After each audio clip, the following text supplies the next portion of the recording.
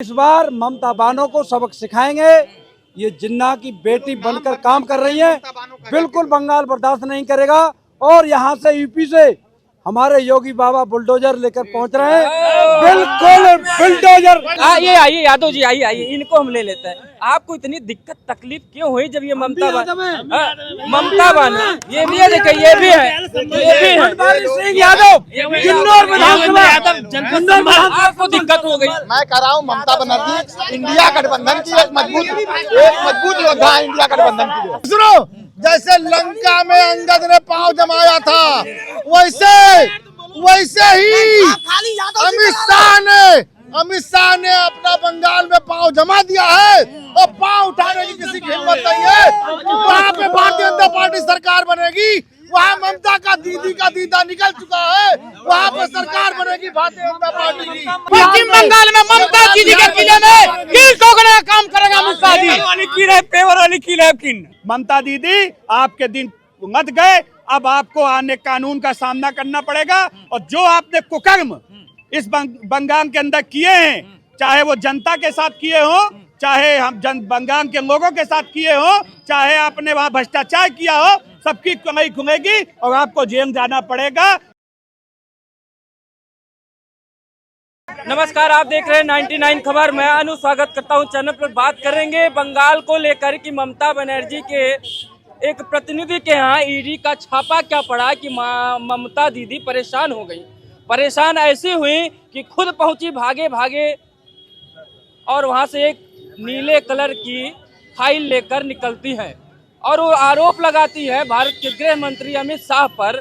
कहती हैं कि हमारे चुनावी स्ट्रेटजी को लीक करने के लिए भारत सरकार के गृह मंत्री ने हमारे लोगों पर ईडी का छापा डलवा दिया। लेकिन इधर बीजेपी हमलावर है, कह रही कि ऐसा क्या है उसमें जो ममता दीदी को छुपाने की जरूरत पड़ गई है। क्या अपने प्रतिनिधि के यहाँ आईटी सेल में ऐसी जगहों पर अपने ऑफिस का पेपर लीक वाला सामान रखती हैं? क्या अपने चुनावी स्ट्रेटजी का पेपर रखती हैं? क्या इतने क्या भागम भाम पड़ गई ममता दीदी को कि फाइल लेने खुद पहुंच गई और उनके पीछे उनके माथा तो भाग रहे हैं फाइल ले लेकर, उधर ईडी दौड़ा रही है। मतलब क्या चल रहा है? एक मुख्यमंत्री के लिए शोभा देता है क्या ये सब चीजें? देखिए, बंगाल के अंदर जिस प्रकार से अराजकता का माहौल है, एक चुनी हुई मुख्यमंत्री जो अराजकता कर रही हैं लगातार, आप देखिए हम लोगों के सामने ये पहली बार देश के अंदर हो रहा है कि कोई मुख्यमंत्री स्वयं फाइल लेके भाग जाए, उसके अधिकारी स्वयं फाइल लेके भाग रहे।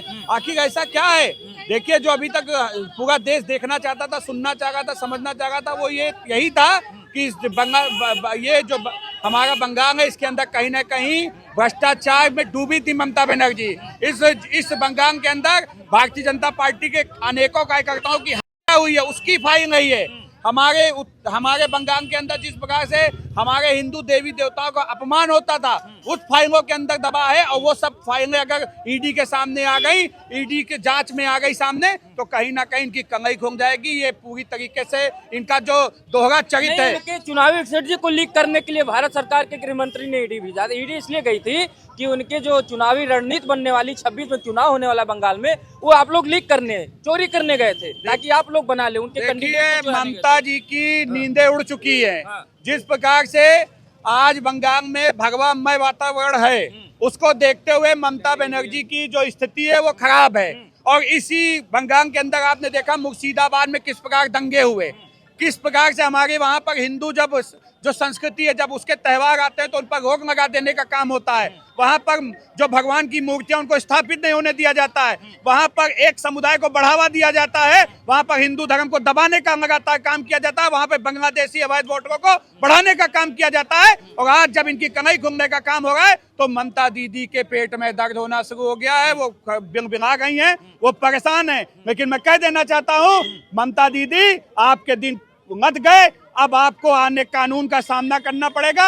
और जो आपने कुकर्म इस बंगाल के अंदर किए हैं, चाहे वो जनता के साथ किए हो, चाहे हम बंगाल के लोगों के साथ किए हो, चाहे आपने वहाँ भ्रष्टाचार किया हो, सबकी कमाई खुलेगी और आपको जेल जाना पड़ेगा। और बंगाल के लोगों के सामने आप जो आप पाखंड बंद करती हैं, जो हवाई चप्पल का नाटक करती हैं, अब लोगों को पता चलेगा आपने कितने हजार करोड़ रुपए का घोटाला किया है, कितना अपने घर में बनाने का काम किया, कितना बांग्लादेशियों को बढ़ाने में अपना काम किया, कितना अवैध वोटरों को फायदा पहुंचाने का काम किया है। हमारे दलित हो गए, शोषित हो गए, वंचित हो गए, हमारे पिछड़े हो गए, उनका अधिकार मार के आपने अवैध वोटरों को उनको फायदा पहुंचाने का काम किया है। आपकी सच्चाई बंगाल में परिवर्तन दिख रहा है क्या आपको?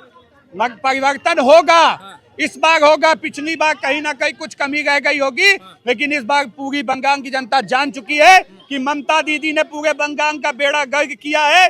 इनको बंगाल से बाहर जाना पड़ेगा और इस बंगाल के अंदर कहीं ना कहीं एक भगवा एक समय जब 2005 का समय था, 2005-9 का समय था, तो ममता बनर्जी खुद संसद भवन में कागजों को फाड़ते फेंकते हुए दिखाई दी कि बांग्लादेशियों को बंगाल में कम्युनिस्ट की पार्टी की सरकार थी वो बसा रही है। आज जब उनकी सरकार में है तो उनके ऊपर यही आरोप लग रहा है कि कहीं न कहीं इन्होंने बांग्लादेशियों को अवैध घुसपैठ करा के बंगाल में बसाया। क्या उसको बचाने की कोशिश कर रही हैं? देखिए, देश को बर्बाद करने के लिए ममता बनर्जी ने ठेका उठा लिया है। आज बंगाल के अंदर जिस प्रकार से हमारी बहन बेटियों के साथ रेप होता है, आपने देखा किस प्रकार से एक हॉस्पिटल में कांड हुआ था, किस प्रकार से एक महिला के साथ रेप हुआ था। उसको बचाने के लिए इनके नेता जो थे, और ममता बनर्जी खुद सामने आई थी अपने नेता को बचाने के लिए। इनके नेता ने किस प्रकार से एक महिला के साथ रेप किया था, उस महिला को मरवा दिया गया। और ये लोग वो लोग हैं जिन्होंने सिर्फ और सिर्फ अपने हित के लिए काम किया, बंगाल के लिए कोई काम नहीं किया। अपने हित के लिए काम किया। ममता दीदी को क्या जरूरत ऐसी पड़ गई? फाइल में ऐसा क्या चीज था कि ईडी के पहुंचते ही वो जगह जगह पहुंचकर खुद ही फाइलों को लेकर भागना शुरू कर दी? देखिए, ममता दीदी का बचपन से जब से वो शुरू की है ना, पॉलिटिक्स शुरू किया है, पॉलिटिक्स शुरू की है तो उनके इंक्रोचिंग से ही चालू किया है उन्होंने। पॉलिटिक्स भी उन्होंने इंक्रोचिंग से चालू किया। उन्होंने बंगाल को एकदम ऐसे कहाँ था बंगाल, उसको कहाँ पहुँचा दिया, आगे कहाँ पहुँचाना चाहती हैं। देखिए, सुभाष चंद्र बोस और ये रविंद्रनाथ टैगोर, ये लोग कितने यशस्वी लोग थे जिनके नाम को मिटाना चाहती हैं। वो चाहती हैं सिर्फ बंगाल में ममता बनर्जी का ही नाम रह जाए, और उन्होंने इस तरह से सिचुएशन को अब उसमें उनकी काली करतूती इतनी रखी हुई है, उसको लेके भागना ही पड़ेगा उनको। अभी देखिए, चुनाव आया था, उनका पैर लंगड़ा हो गया था, स्ट्रक्चर पे चल रही थी। वो सिर्फ नाटक करती है और नाटक करके देश को बंगाल के लोगों को समझ नहीं आता, दिखता नहीं है ममता दीदी नाटक कर रही है। वो बंगाल के लोगों को दिख रहा है, अच्छी तरह से दिख रहा है। इसलिए बंगाल के लोग इस बार शायद चेंजिंग चाह रहे हैं। मतलब ऐसा सिचुएशन तो आ रहा है, हम न्यूज में डेली देख रहे हैं कि इस बार चेंजिंग आ रहा है। बंगाल में इस बार 100% चेंज होगा।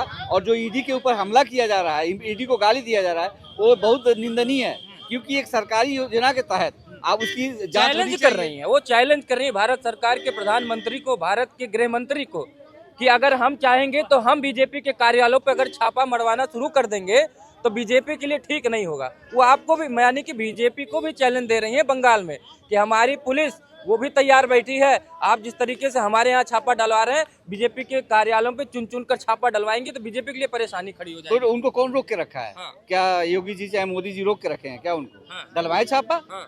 वो तो बीजेपी तो डायरेक्ट कहती है ना हमारे ऊपर छापा डलवाइए। ऐसा नहीं है, हम भी तो अलग पार्टी से हैं, लेकिन ऐसा नहीं है। जो बंगाल में हो रहा है वो बहुत गलत हो रहा है, और उसको कितना भी छिपा लें, इस बार उजागर होना है, क्योंकि यहाँ हिंदू मुस्लिम इतना हो गया है जिसका क्या लग रहा है बंगाल में परिवर्तन देख रहे हैं क्या?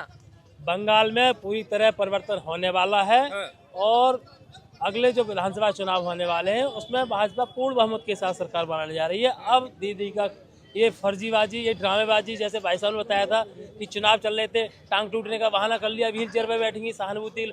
अब इन्होंने जो अभी ईडी से, अब जो ईडी ने जो तो आरोप लगवा रही हैं कि अब ये लोग बीजेपी वाले हार गए, चुनाव आ रहा है तो इसलिए ईडी का छापा डलवाना। नहीं। चलो ये बताइए, जब ईडी ने जो डॉक्यूमेंट जब्त किए थे, अभी बीपैक जो कंपनी थी, उस डॉक्यूमेंट छीन के क्यों भागी है वो?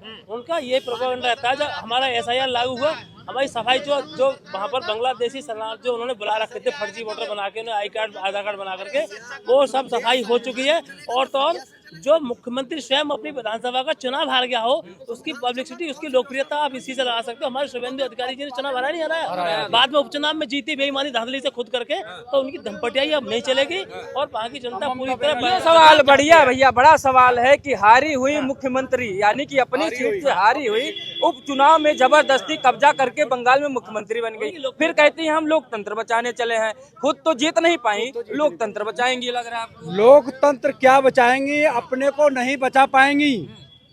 लोकतंत्र तो उनसे कभी नहीं बच पाया, ना बच पाया। बाबरी मस्जिद बनाकर सांप्रदायिक दंगे की आग में पश्चिम बंगाल को झोंकना चाहती हैं, और वहां का युवक, वहां के वोटर समझ चुका है कि इस बार ममता बानो को सबक सिखाएंगे। ये जिन्ना की बेटी बनकर काम कर रही है, बिल्कुल बंगाल बर्दाश्त नहीं करेगा। और यहाँ से यूपी से हमारे योगी बाबा बुलडोजर लेकर पहुंच रहे हैं, बिल्कुल बुलडोजर। आपको आप ये आइए यादव जी, आइए इनको हम ले लेते हैं। आपको इतनी दिक्कत तकलीफ क्यों हुई जब ये ममता बानो, ये भी है, देखिए ये भी है सिंह यादव किन्नौर विधानसभा, आपको दिक्कत हो गई। मैं कह रहा हूँ ममता बनर्जी इंडिया गठबंधन की एक मजबूत योद्धा है इंडिया गठबंधन की। और इंडिया गठबंधन के योद्धा पे कोई भी आप उठाएगा, यदि सनातन को बचाया है, यदि सनातन को बचाया है तो यादवों ने बचाया है, श्री कृष्ण भगवान के वंशजों ने बचाया है। और जो श्री कृष्ण भगवान नकली है,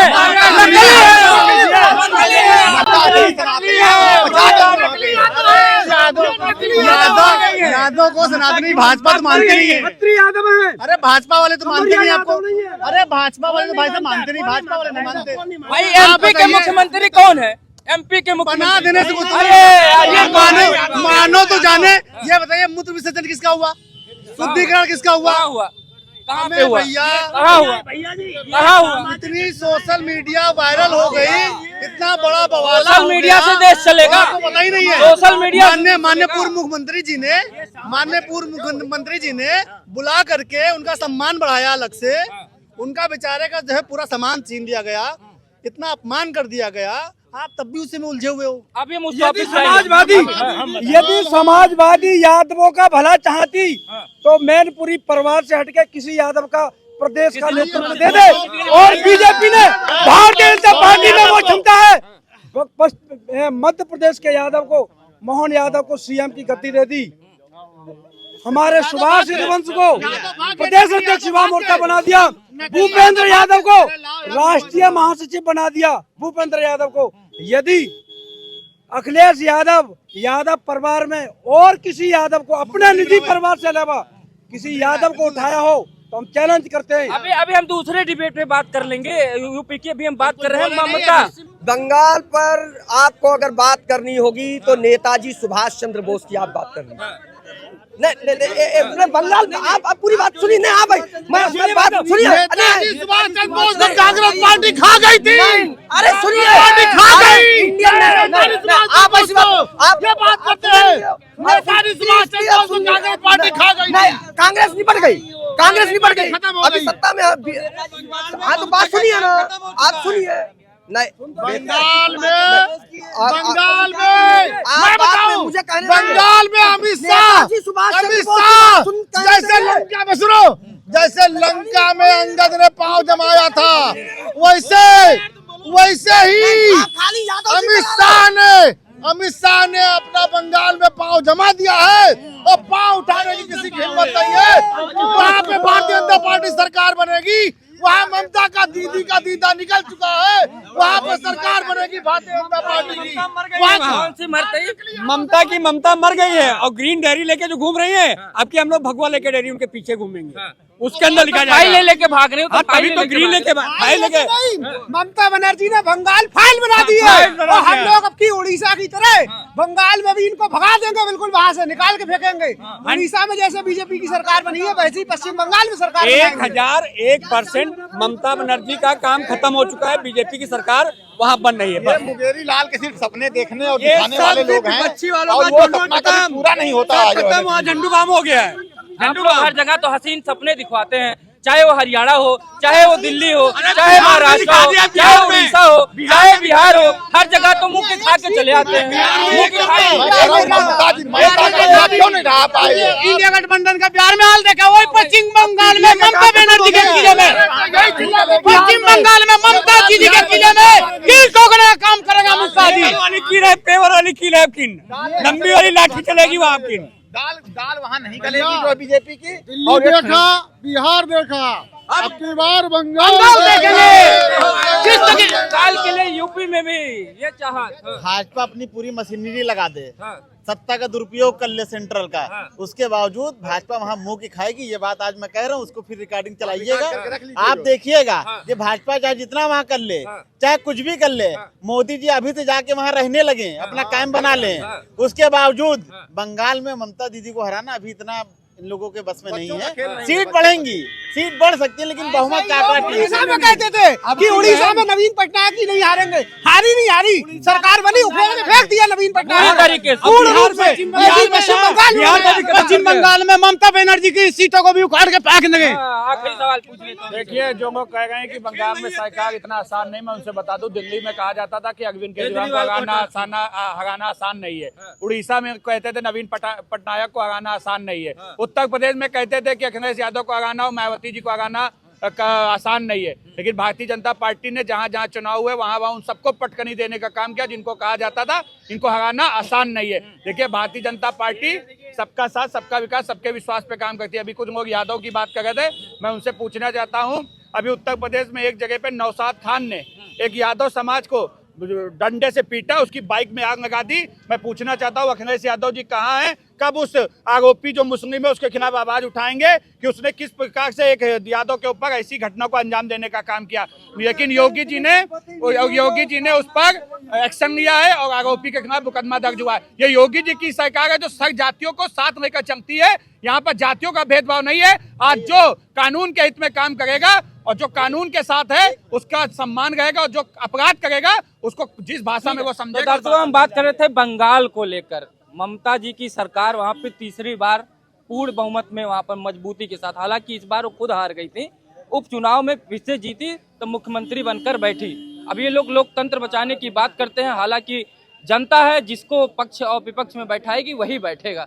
हालांकि ममता दीदी जो अपनी फाइल लेकर वहां से खुद लेकर भागी शब्द मैं इस्तेमाल इसलिए कर रहा हूँ क्योंकि वो जिस तरीके से गई और जिस तरीके से लेकर आई, कहीं ना कहीं उनको संदेह के घेरे में रख देता है। अब इसको भारत सरकार और ईडी तय करेगी कि ममता जी ने काम जो किया है उसमें ईडी क्या पाती क्या नहीं पाती है। अब 2026 में चुनाव हो बंगाल में तो उठापटक तो लगी ही रहेगी। बाकी आप देखते रहिए 99 खबर। नमस्कार।